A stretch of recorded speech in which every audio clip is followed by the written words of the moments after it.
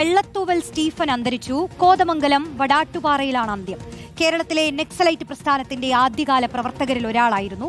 Thalassery police station ആക്രമണത്തിന്റെയും Thirunelli ആക്ഷന്റെയും ഭാഗമായിരുന്നു. News ഡെസ്കിൽ നിന്നും senior news editor Shafeeq Thamarassery ചേരുന്നു. ഷഫീഖ്, തന്റെ 15ാമത്തെ വയസ്സിൽ തന്നെ പ്രസ്ഥാനത്തിന്റെ ഭാഗമായി മാറിയ വ്യക്തിയാണ്. ഒളിവ് ജീവിതം നയിച്ചുകൊണ്ട് തന്നെ കേരളത്തിൽ വിപ്ലവ പാർട്ടികൾ സൃഷ്ടിച്ച വ്യക്തിയാണ്. മരണം എപ്പോഴായിരുന്നു, എങ്ങനെയാണ് അന്ത്യം സംഭവിച്ചത്? റോഷ്നി, ഏതാനും സമയം മുമ്പാണ് കേരളത്തിലെ നക്സലൈറ്റ് ചരിത്രത്തിലെ ഏറ്റവും പ്രധാനപ്പെട്ട പേരുകളിലൊന്നായ വെള്ളത്തൂവൽ സ്റ്റീഫൻ മരണപ്പെട്ടു എന്ന വാർത്ത പുറത്തുവരുന്നത്. അദ്ദേഹം വാർദ്ധക്യ സഹജമായ അസുഖങ്ങളെ തുടർന്ന് ചികിത്സയിലായിരുന്നു. മകൾക്കൊപ്പം കോതമംഗലത്ത് താമസിക്കവെയാണ് മരണപ്പെട്ടു എന്ന വാർത്ത ഇപ്പോൾ പുറത്തുവരുന്നത്. നമുക്കറിയാം, കേരളത്തിൻ്റെ രാഷ്ട്രീയം കലങ്ങി മറിഞ്ഞിരുന്ന ഒരു കാലത്ത്, 70കളിൽ തന്നെ കേരളത്തിൽ നക്സലൈറ്റ് പ്രസ്ഥാനം വളരെ സജീവമായിരുന്ന കാലത്ത് പ്രസ്ഥാനത്തിൻ്റെ ഏറ്റവും മുൻനിര പ്രവർത്തകരിൽ ഒരാളായി മുന്നിലുണ്ടായിരുന്ന യുവ നേതാവായിരുന്നു അന്ന് വെള്ളത്തൂവൽ സ്റ്റീഫൻ.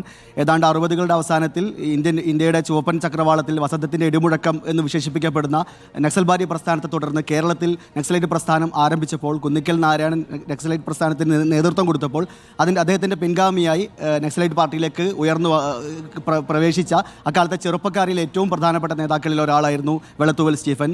വയനാട്ടിൽ വർഗീസിൻ്റെ നേതൃത്വത്തിൽ വലിയ രീതിയിലുള്ള പോരാട്ടങ്ങൾ, പ്രക്ഷുബ്ധമായ കലാപങ്ങൾ, ഉന്മൂലന ആക്രമണങ്ങൾ, പോലീസ് സ്റ്റേഷൻ ആക്രമണങ്ങൾ തുടങ്ങിയ സംഭവങ്ങളെല്ലാം നടക്കുന്ന സമയത്ത് അതിൻ്റെ നേതൃനിരയിൽ വർഗീസിനൊപ്പം ഉണ്ടായിരുന്ന സഖാവായിരുന്നു വെള്ളത്തൂവൽ സ്റ്റീഫൻ. പിന്നീട് 71-ൽ അദ്ദേഹം പിടിക്കപ്പെട്ടു. അദ്ദേഹം പിടിക്കപ്പെടുന്ന സമയത്ത് ഏതാണ്ട് 18ഓളം കേസുകളിൽ, കൊലപാതക കേസ് അടക്കമുള്ള 18ഓളം കേസുകളിൽ അദ്ദേഹം പ്രതിയായിരുന്നു. പിന്നീട് ജയിലിൽ കഴിയുന്ന കാലത്ത് തന്നെ അദ്ദേഹത്തിന് മാനസാന്തരം ഉണ്ടാവുകയും അദ്ദേഹത്തിൻ്റെ രാഷ്ട്രീയ പ്രയോഗങ്ങൾ തെറ്റാണെന്ന് അദ്ദേഹത്തിന് ഒരു വിചിന്തനം സംഭവിക്കുകയും പിന്നീട് ജയിലിൽ നിന്ന് പുറത്തു വന്നതിന് ശേഷം മറ്റുള്ള രീതിയിൽ പൊതുവിൽ പ്രവർത്തിച്ചു വരികയുമായിരുന്നു അദ്ദേഹം. ജയിലിൽ നിന്ന് പുറത്തു വന്നതിന് ശേഷം ഏതാനും കാലം അദ്ദേഹം സുവിശേഷ പ്രവർത്തനങ്ങളുടെ ഭാഗമായി ഒരു അദ്ദേഹത്തിൻ്റെ രാഷ്ട്രീയത്തിലും കാഴ്ചപ്പാടിലും പ്രവർത്തനത്തിലൊക്കെ ഒരു മാറ്റം ഉണ്ടായിരുന്നു. പിന്നീട് ദീർഘകാലം ഇടുക്കി ജില്ലയിലെ വെള്ളത്തൂവലിനടുത്തുള്ള ചേലച്ചുവട് എന്ന് പറയുന്ന ഒരു ഗ്രാമത്തിൽ ഒരു തയ്യൽ തൊഴിലാളിയായിരുന്നു അദ്ദേഹം പിന്നീട് ദീർഘകാലം ജീവിച്ചിരുന്നത്. അദ്ദേഹം ഒരു അടിമുടി തൊഴിലാളിയായി തന്നെ തൻ്റെ ജീവിതകാലം മുഴുവൻ പൂർത്തീകരിച്ചു എന്നുള്ളതായിരുന്നു അദ്ദേഹത്തിൻ്റെ ഏറ്റവും വലിയ പ്രത്യേകത. ചേലച്ചുവടിലൂടെ പോകുന്ന ആളുകൾക്കെല്ലാം ആ റോഡരികിലുള്ള അദ്ദേഹത്തിൻ്റെ തയ്യൽ കട കാണുമായിരുന്നു. ധാരാളം മാധ്യമപ്രവർത്തകരും എഴുത്തുകാരും ഒക്കെ തന്നെ അവിടെ അദ്ദേഹത്തെ സന്ദർശിക്കാറുണ്ടായിരുന്നു. പിന്നീട് ഈ സജീവ രാഷ്ട്രീയ പ്രവർത്തനം അവസാനിച്ചതിന് ശേഷവും ധാരാളം വിഷയങ്ങൾക്കകത്ത്, മാർക്സിസം അടക്കമുള്ള ആധുനികവാദങ്ങളുമായി ബന്ധപ്പെട്ട ധാരാളം വിഷയങ്ങൾക്കകത്ത് ദാർശനികമായി അദ്ദേഹം പുസ്തകങ്ങൾ രചിച്ചിട്ടുണ്ട്.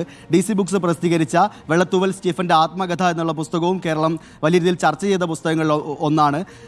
ഏതാണ്ട് 70കളിൽ ഇടുക്കി ജില്ലയിലെ തോട്ടം തൊഴിലാളികൾക്കിടയിൽ പ്രവർത്തിച്ചു വന്ന് അവിഭക്ത കമ്മ്യൂണിസ്റ്റ് പാർട്ടിയുടെ ഭാഗമായി പ്രവർത്തിച്ച് പിന്നീട് നക്സലൈറ്റ് പ്രസ്ഥാനം രൂപപ്പെട്ടപ്പോൾ അതിൻ്റെ നേതൃനിരയിൽ പ്രവർത്തിച്ച് പിൽക്കാലത്ത് ധാരാളം രാഷ്ട്രീയ ചിന്തകൾക്കൊക്കെ രൂപകൽപ്പന നൽകിയ വെള്ളത്തൂവൽ സ്റ്റീഫൻ എന്ന രാഷ്ട്രീയ വ്യക്തിത്വം കേരളത്തിൻ്റെ ഒരു സമാന്തര രാഷ്ട്രീയ ചരിത്രത്തിലെ ഏറ്റവും പ്രധാനപ്പെട്ട പേരുകളിലൊന്ന് തന്നെയാണ്.